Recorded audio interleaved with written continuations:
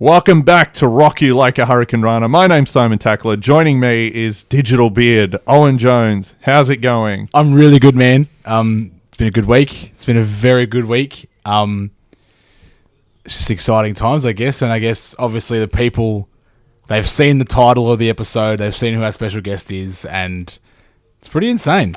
Yeah, as you've seen, if this is your first time listening, we're assuming it's because of the guest who's on this week, none other than the Heartbreak Kid, Shawn Michaels. We're celebrating 25 years of Raw. We're going to have your chat with Shawn Michaels coming up soon. As much as it kills me to say it, your chat on mine. Doesn't matter. One of us got to talk to him about Raw's history and things like that. Yeah. How was it before we get into that chat? How was it talking to Shawn? It was pretty cool. Like, as I said to you previously, it was late. It was about like 1:45. I just got home from shooting Black Metal Legends Mayhem, so I was pretty buzzed anyway. And yeah, it was really awesome. It's like something you like. When we got the email, I'm like, oh, okay, Shawn Michaels. I'm like, oh wait, shit, no, Shawn Michaels. I'm like, yeah, but yeah, it was really cool. Like, as you'll probably hear, he's really good to interview. He gave really good answers, so it's something to tick off the bucket list, I guess. So, and it's so cool for us. So yeah, definitely, shout out to the WWE for hooking that one up. I can't wait to hear it. Shawn Michaels, when we're talking about 25 years of Raw, I was saying you can make the argument for Shawn that he's the MVP of Monday Night Raw. Nobody had more good matches and good segments than him. Absolutely. You can make the argument that Steve Austin was involved in more like great skits and segments. He was a segment guy, yeah. 100% from his feud with The Rock and Vince McMahon and basically everyone. Yeah. But when you combine great segments in DX, great promos, great stuff from the early days of Raw, and then with the latest stuff, his feud with Jericho and The Undertaker, Shawn Michaels, those segments are priceless combined with the 5-star matches he's had. That's killer. That stuff he did with Jericho was actually insane. Like that, because that was such a long program too. Yeah, totally. I reckon one of the best runs anyone's had, and it all happened on Raw, it's Shawn Michaels' last 2 years as a wrestler. Yeah. Because it starts with the feud with Ric Flair at WrestleMania 24. With the retirement match, yeah. Which bleeds into his feud with Batista because it was about Ric Flair. Yeah. Which bled into the Jericho feud,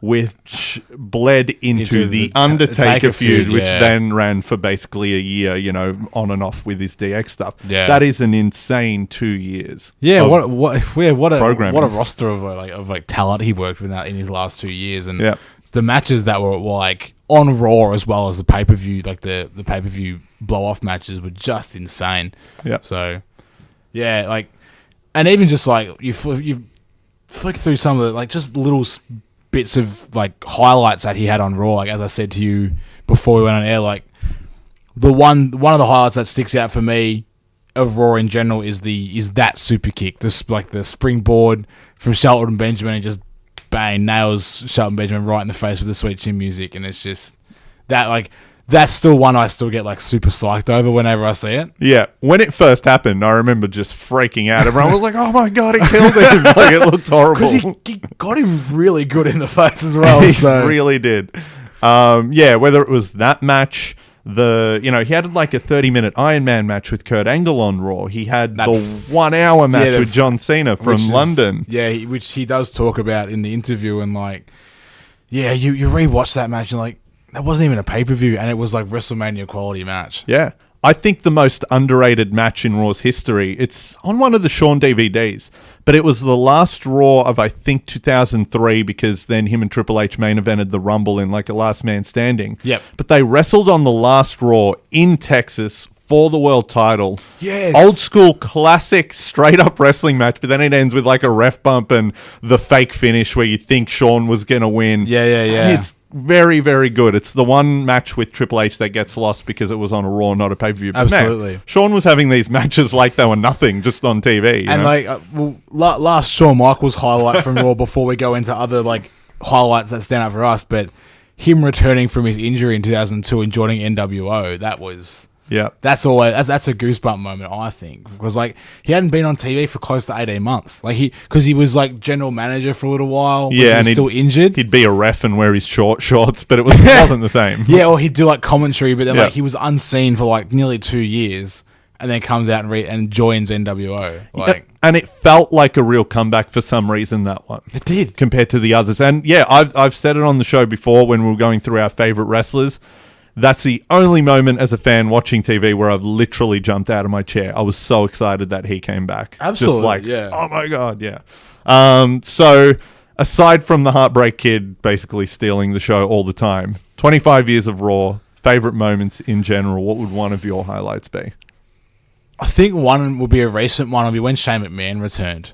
Oh, It was the Raw. It was the Raw after the Rumble. Yep. Or was it fast? It was after a pay-per-view and they were giving Stephanie the award for excellence. Yeah, the yeah. Vincent J. McMahon. Yeah, and it was just like that was one that I don't think anyone ever expected. Yeah. And even like none of like the dirt sheets and stuff online even had anything, like they had nothing about that. Yeah. It was like not like, because usually if you're like on a Tuesday, it's like, oh, so and so is at Raw, might be show. Nothing about Shane McMahon. I remember that because I'd worked that day. It was when I was working at Melbourne Uni, and I've turned my phone off all day. Yeah. I had my phone turned off. I'm like, look, if I don't reply, I'm not dead. I just want to watch the Raw after the Rumble just organically when I get home. Got home at like 9 o'clock, watched that, and just like lost my shit. I'm like. And like that was and like the pop for that in the crowd was just ginormous too. So. One of the biggest reactions in Raw's history. And it's funny, we can take Shane for granted a little bit because he's back every week now. Yeah. But come on, everyone's reaction when he first came out, that was real. How long had it been as well? It was 7 years. 7 years. 7 years. So that was killer. For me, sort of again, a recent history one, because I feel like we can't say every great moment happened in the Attitude Era. There's been awesome stuff around that too. Yeah.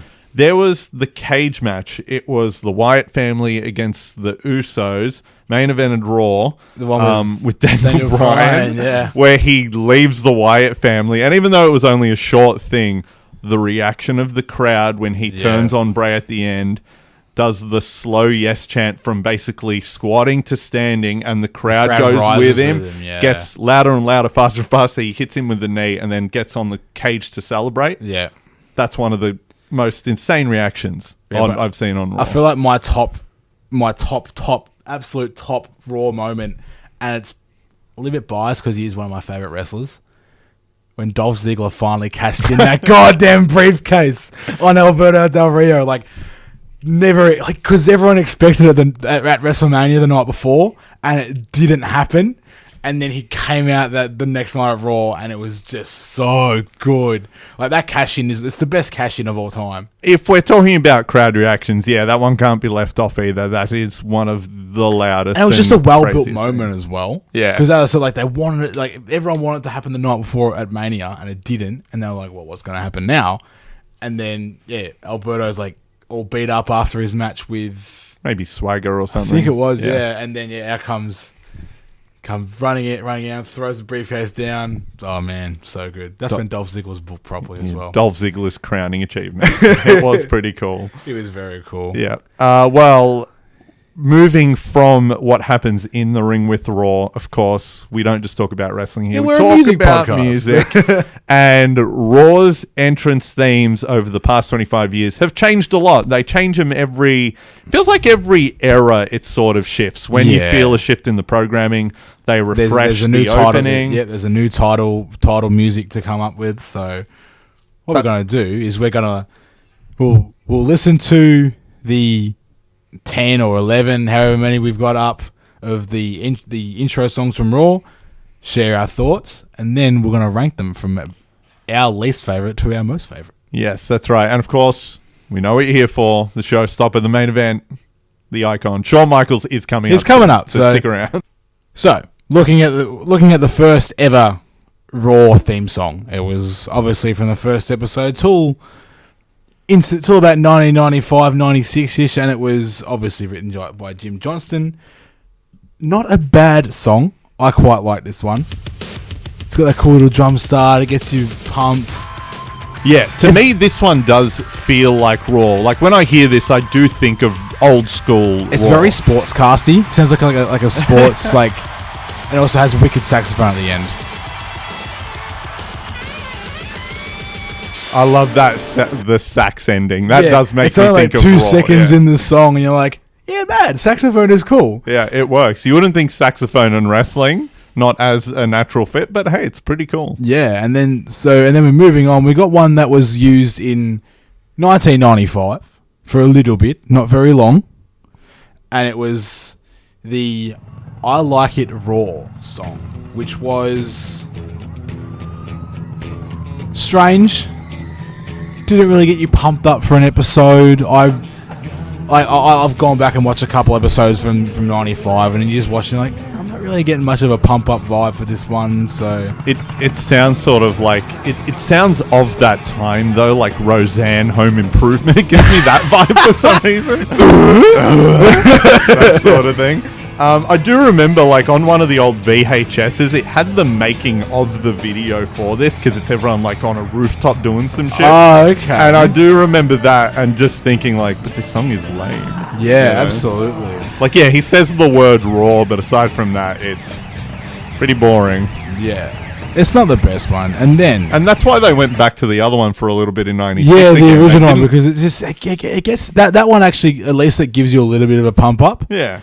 And then in 1997, they used a song that you wouldn't really expect. It seems fitting, but you wouldn't really expect it, because it is, I guess, who it is and what was surrounding them at the time. But a song that I really, really love, which is "The Beautiful People" by Marilyn Manson. Yeah, this, I think, to a lot of people was when Raw felt like, no, shit's serious now. Yeah, like, it's starting to get a little bit edgy, and Yeah. everything was trying to.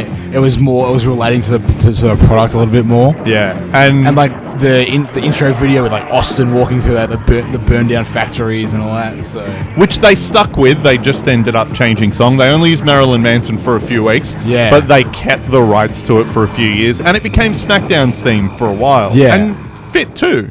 and luckily for us, they use it so we can get to talk about Marilyn Manson on the podcast. There you go. An old Marilyn Manson reference. Absolutely. And then moving forward, we've got one that I think pretty much everyone like knows Raw, and it's the "We're All Together Now," "Thorn in Your Eye." Like, this is the Raw theme song.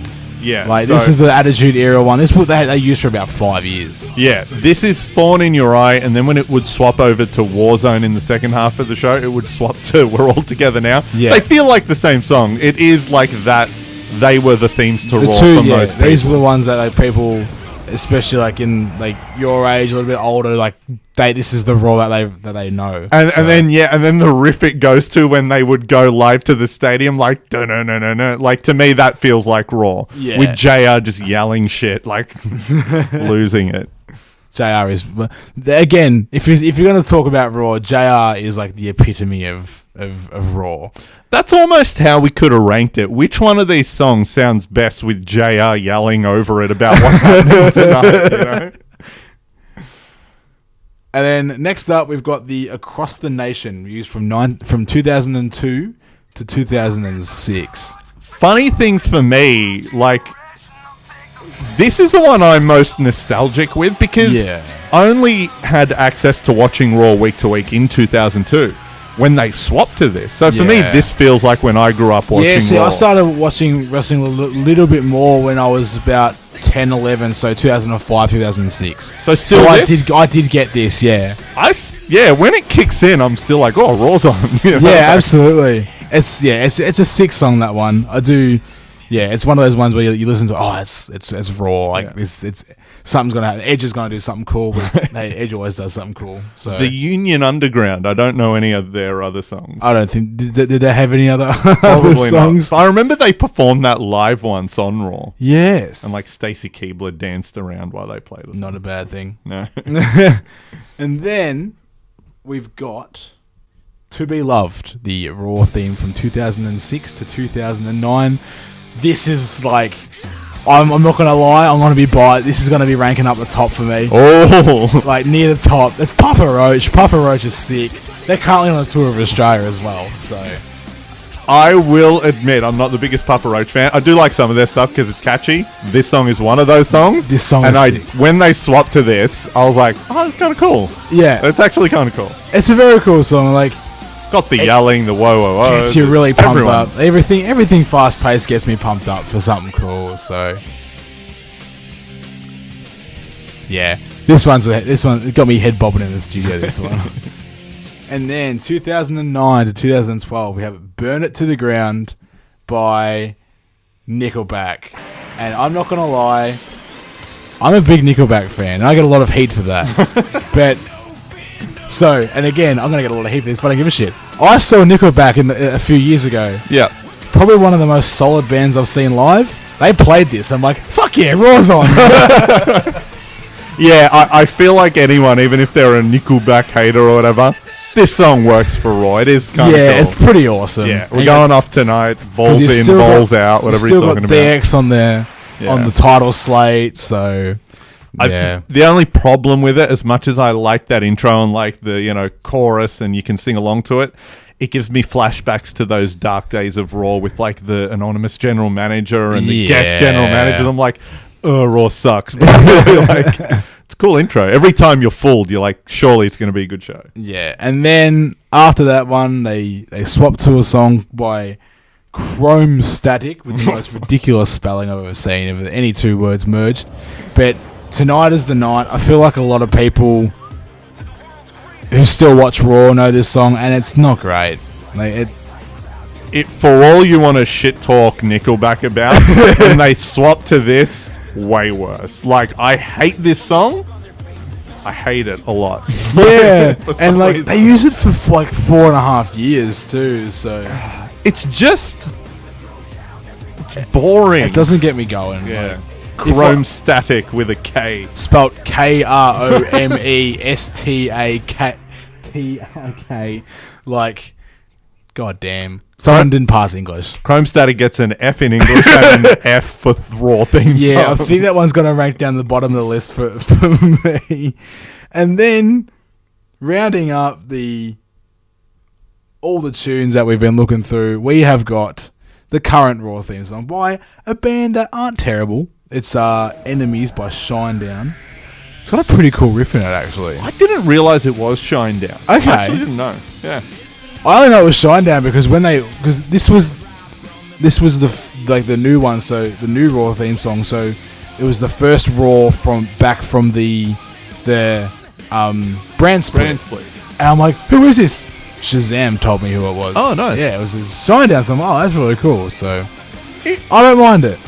It has a Nickelback vibe, which I'm okay with. It's not a bad song. Yeah. No, it's kind of good. It is. It's almost like the previous song, The Night. But what if it was more like Nickelback as well? More like it feels hard like rocky. That's what they told them to make. Yeah, absolutely.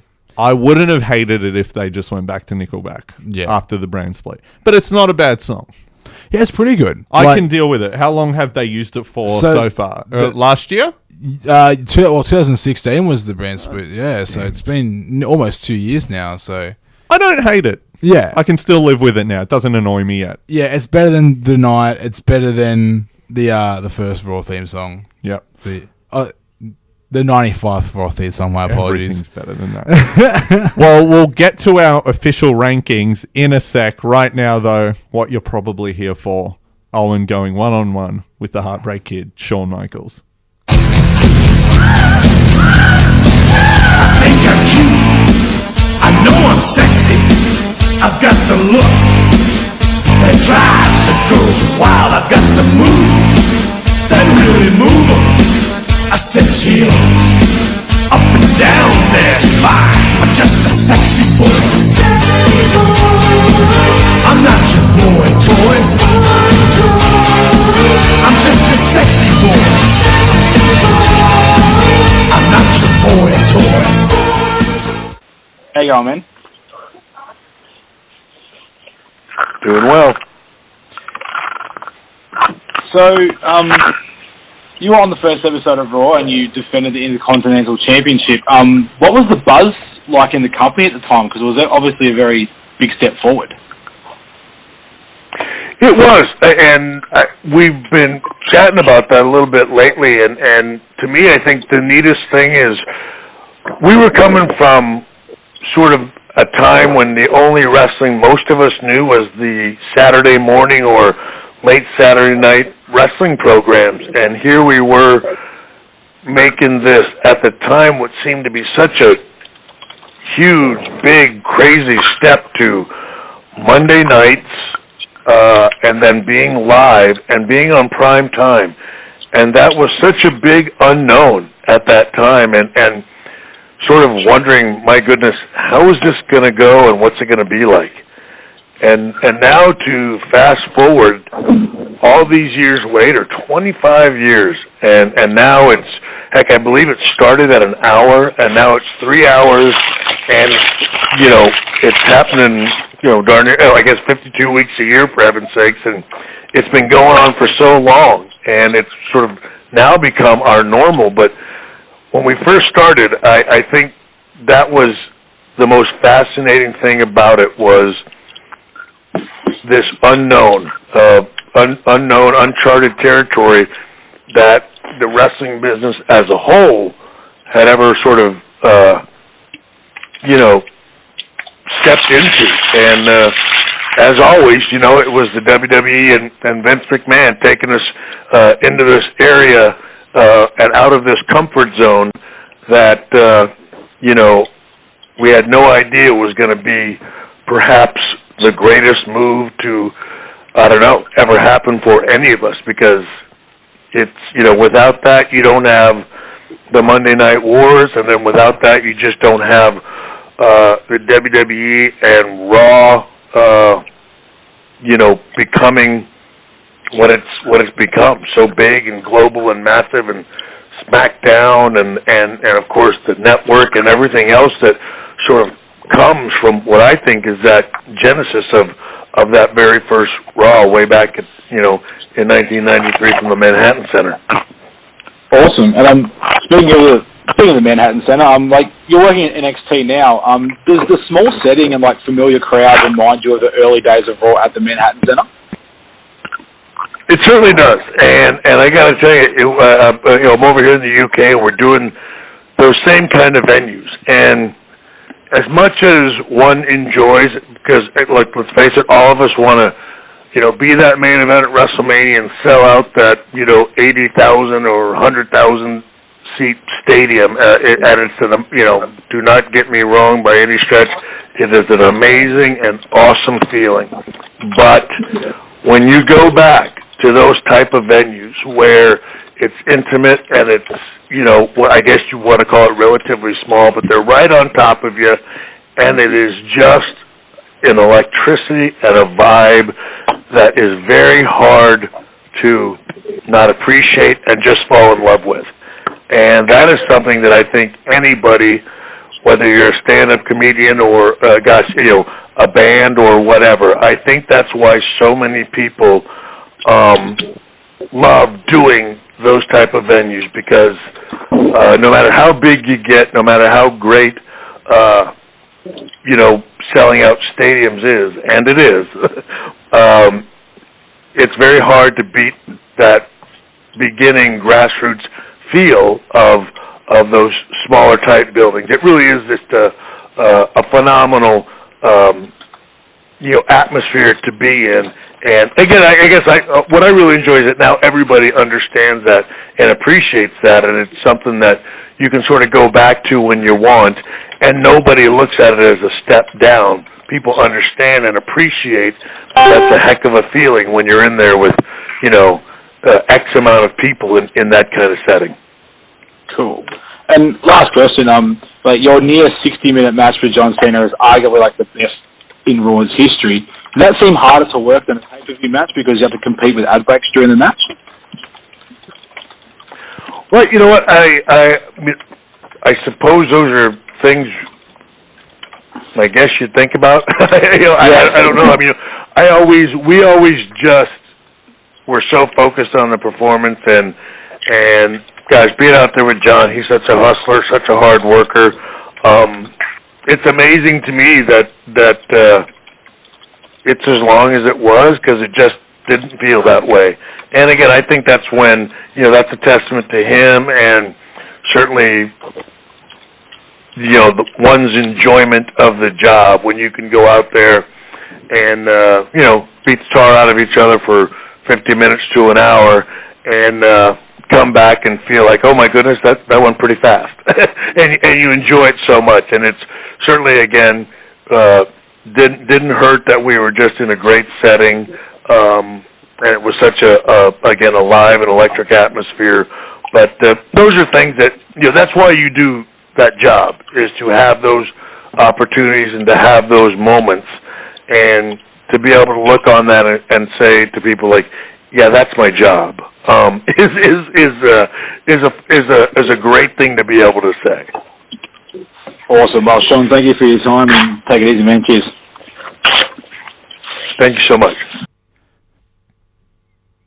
And there you have it, our interview with Shawn Michaels, the legendary Hall of Famer Shawn Michaels, and yeah, that was a bit of an experience. That was a cool experience. Yeah, he gave some great answers too. He seemed like he was always up for a chat, even though he was quite obviously chewing his tobacco, it sounded like, in the background. Just a casual chat with Shawn while he chews his tobacco. Yeah. That was really cool that, a guy like him who was always said that, he has a big ego and all those sorts of things. The fact that, he appreciates wrestling in front of the smaller crowds too, because he knows the atmosphere is better. Yeah. Also, I must say, I did enjoy the fact he called it the wrestling business and not the sports entertainment business. Shawn doesn't give a fuck. I was like, yes! But, yeah, it was, and he gave, the questions that I asked him, I kind of based off my own, and, our own knowledge as well of his career and what he's done, and, the way he compared NXT to the Manhattan Center was really cool. Yeah. Because, there are the similarities. It's the same crowd every week. It's that sort of, So when people do say, what if NXT was bigger and it sort of replaced SmackDown or whatever just weird watch idea the first people year have. of Raw. Exactly. You might as well sort of, stick or to that. Or ECW TV. Yeah. And Raw was cool back in the day. And, Shawn, if anyone's going to know, it's Shawn who wrestled in every era of Raw. So, it was cool to hear his take on that. Yeah, well, he was on the first episode. He defended the title, so there you go. Cool things.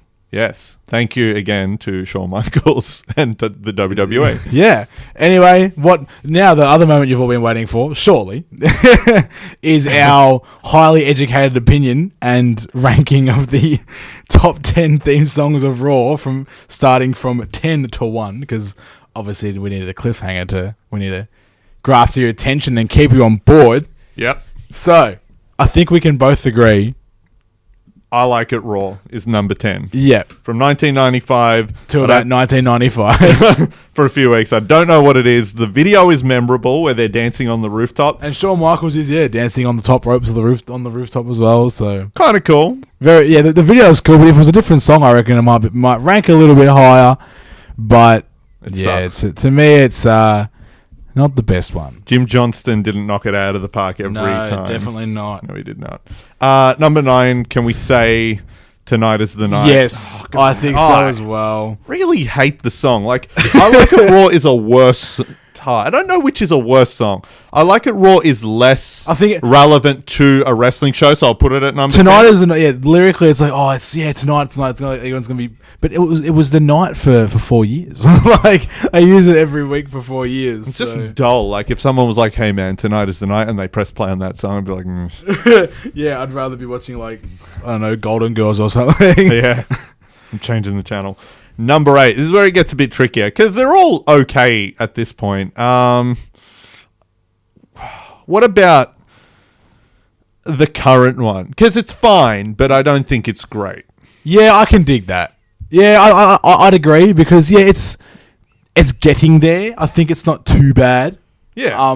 But yeah, I think compared to previous ones, I think this is where it would generously slot in. So Enemies by Shinedown. Yes. Not the worst song. We don't hate this era of Raw. Things are fine. It leaves you with decent memories, but it's not the best song. So next up, So we've got Nickelback, The Beautiful People, To Be Loved, the Papa Roach, Across the Nation, Thorn in Your Eye, and of course the original Monday Night Raw. Oh, are we being nostalgia sort of biased by leaving the original theme this far? Because it's fine. Or is it Yeah. iconic still? Then again, they're the worst years in the WWE's history. Like, Wrestling wise. yeah, unarguably, 93, 94 are like business-wise and, entertainment-wise. See, I don't know, man. I think But the sax is kind of cool in that song. the the original, that I think that's gonna. Yeah, I reckon we might have to slot that in here. Yeah, are we being just like too nostalgic for that song? Like, it's fine, but they're not the best Raws. It's not the best song. It's just kind of cool because I reckon, yeah, slot that in. Slot that in there, I reckon. Controversial choice for some, but Yep. And it's a cool song. Like as a saxophone player, that like last like 4 bars of 2 bars of saxophone it's well worth it. But and I like the like old school sounding drums on it. Like they're like fake electronic drums, but it's kind of cool. But it's not the best. The Tom Petty style drum machine kind of. Okay, so now we've got the Attitude Era, Thorn in Your Eye. We've got Across the Nation. We've got Papa Roach. We've got Burn It to the Ground. We've still got a couple good ones to pick through. Oh. These aren't bad. Okay, this is the tricky part, I think. Yeah, I think so as well. I reckon Across the Nation. But then you can say, I do like it. So do I. But then you can say Marilyn Manson because they only used that for a couple of weeks, so it really wasn't that. I think us as metal guys, I think we needed to try and take away the fact that it's actually Marilyn Manson. You're right, and have to realize that they used it for like 4 weeks. You're right. So we can't be too nostalgic and we can't be too metal, too elitist. Yeah, I think we have to go. Okay. You know what though? If we were ranking best SmackDown theme songs, Beautiful People lasted for years through some of its best times. So, hey, if Manson isn't number 1 on this list, he's got a good shot at the SmackDown list. Well, there you go. I think we just announced an episode in the future. I think we're going to have to do some SmackDown theme songs. Yeah, in like 5 years when they have their 25 years, we'll do that list. So, Marilyn Manson, Beautiful People. Iconic video. I think that's the first time they used the Warehouse Austin video. Yeah. But then, arguably, it's more memorable when they swap to. And also, it kind of makes you realize I can't believe that song is 21 years old as well. Isn't that a trip? Yeah, it's really crazy. Like, because Manson kind of came more to prominence in the early thousands, which feels like that's still really cool though. But all right, so Papa Roach is left, Nickelback's left, Thorn in Your Eye, and Union Underground. So we've got 4 left. So actually, this is actually a top 9. Top 9. Top 9 is good. Top 9 is always. So we've got 4 left. Tricky. So these are arguably, obviously, that's why we're doing this. These are the best and most memorable Raw theme songs.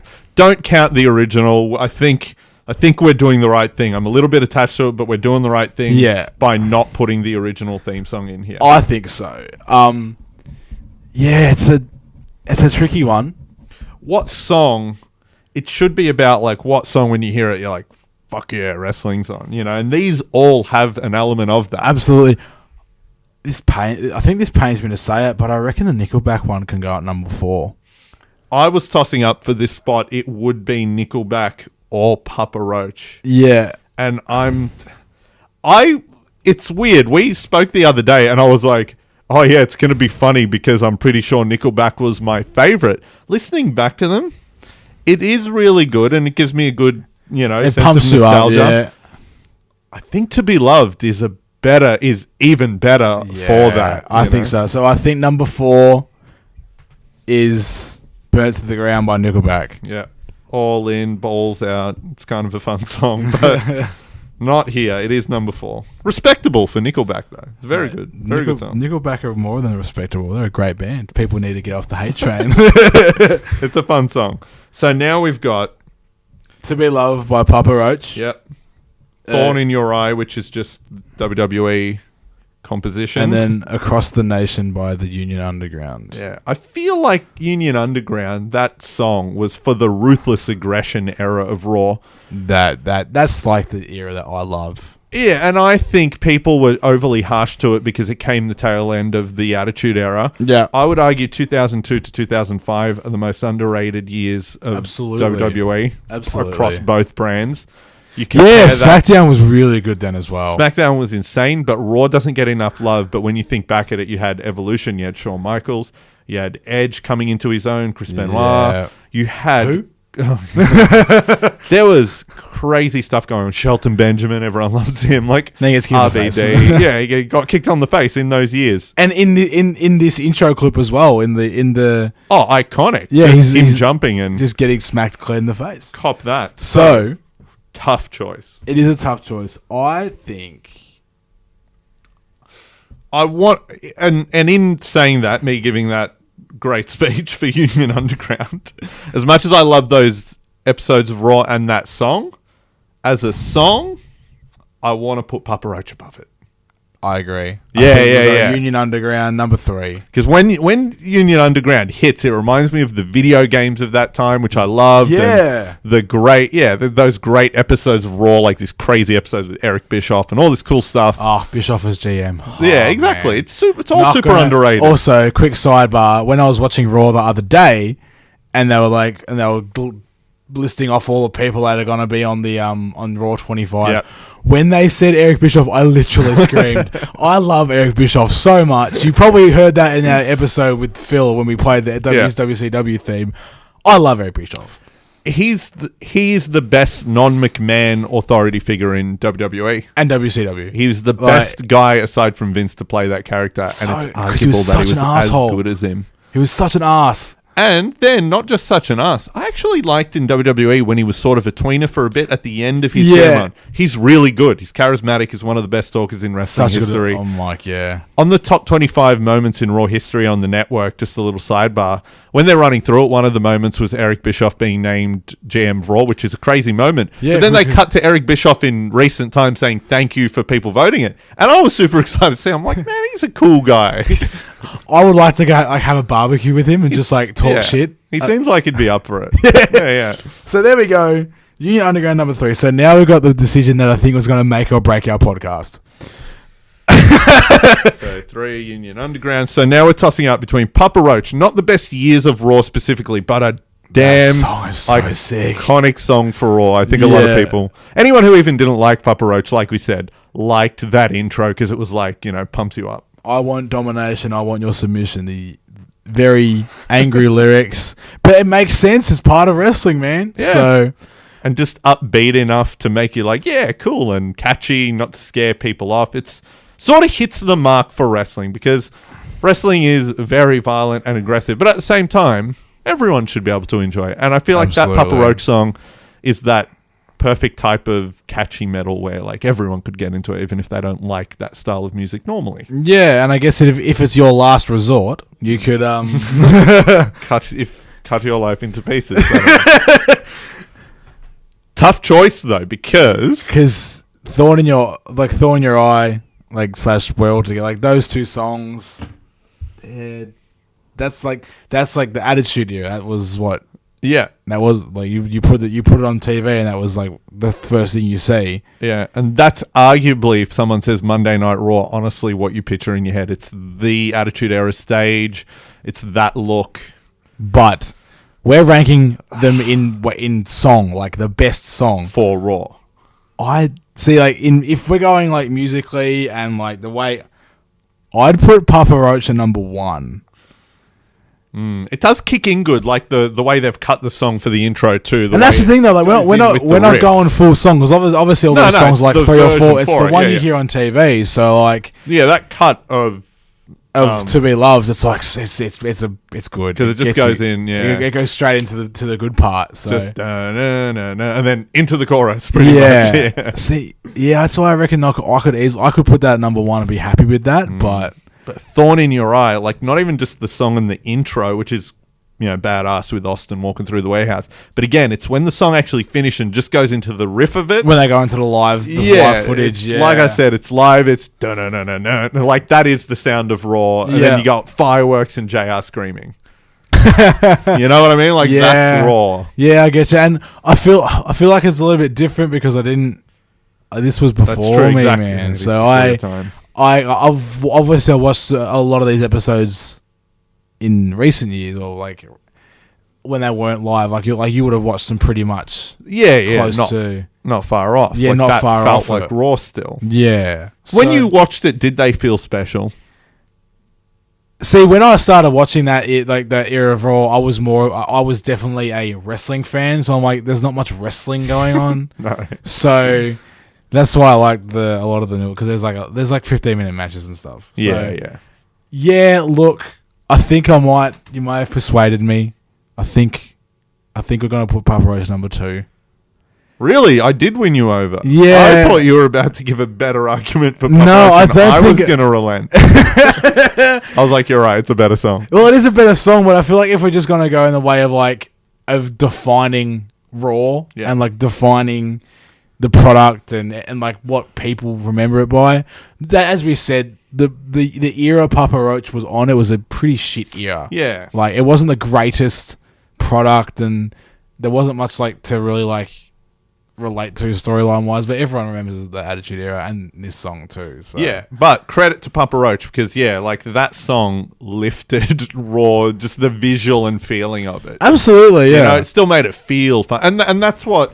Like, if we're just going to go through it, that's what was missing with Tonight Is the Night and I Like It Raw. If you heard those songs playing in the background of when they're like, coming up next, this match or this segment, you're like, nah, yeah, whatever. But Papa Roach, felt cool, felt fun. But to me, Thorn in Your Eye, you hear that music. You could apply that music now.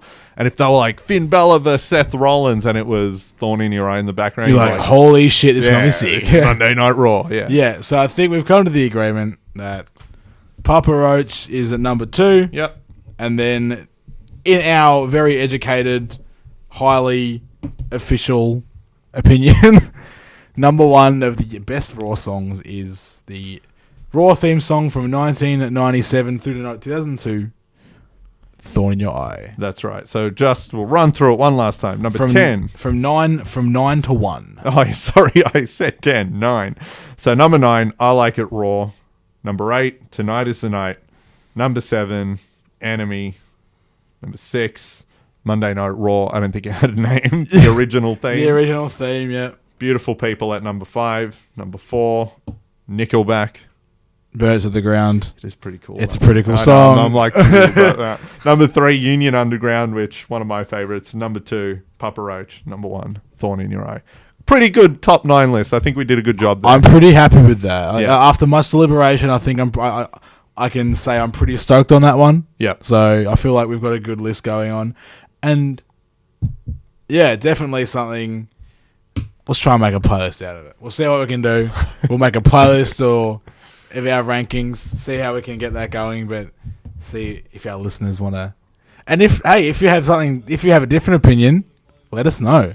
Oh, yeah. Are we Hit us totally wrong? Hit us up on Facebook and tell us we're complete idiots. I'm pretty sure we'll agree, Yeah. maybe. But as I said, we're legit. Like we are absolute professionals in this business. So We're big time.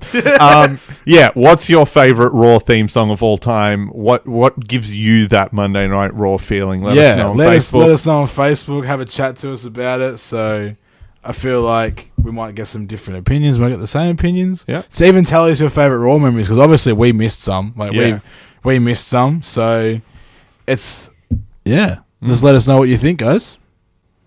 Yeah, debate us too. Join the conversation. What's your favorite? Jump on Facebook. Let us know. And thanks for listening. This was a big one. This is as I said to Simon. It's episode 7, and I think we may have jumped the shark. Oh no, we can top Sean somehow. If you drop by just to listen to us talk to Shawn Michaels, thank you. Hopefully you stick around, because we've got some pretty cool stuff coming up in the next few months. Yep. Maybe even further on. So Yeah, and check out the other episodes too. We talked to some amazing local talent. Robbie Hart, Funtime Phil, Adam Brooks. They're all fun conversations. This was a surprisingly wrestling-specific show, even though it was mainly about the music. The other ones are basically music chats. And this one was definitely not going to lie, it was a very last-minute episode for us. So Yeah. we got the call on Thursday going, hey, do you want to talk to Shawn Michaels? I'm like, well, do I want to talk to Shawn Michaels? So, and then we sort of, worked around, celebrated 25 years of Raw. We're going to do different types of episodes all the time. This isn't a, here's a guest, talk about their career, and this isn't a run through every show of the week show. Yeah. We're trying to do something different. If you like what you heard or you think some of your friends would like it, share it with them. We're trying to grow this and build a bit of a community. If you like music, if you like wrestling, more importantly, if you like metal and you like wrestling, because that's mainly what we talk about. This one's a little bit different, but it's if you like metal, you like wrestling, that's what we're here for. So, let's keep that conversation going. Join us on Facebook. Talk about either of those things. We're always there, watching our keyboards, ready to talk. Absolutely. That sounded creepy, but yes, we will catch you next time when we rock you like a hurricane runner.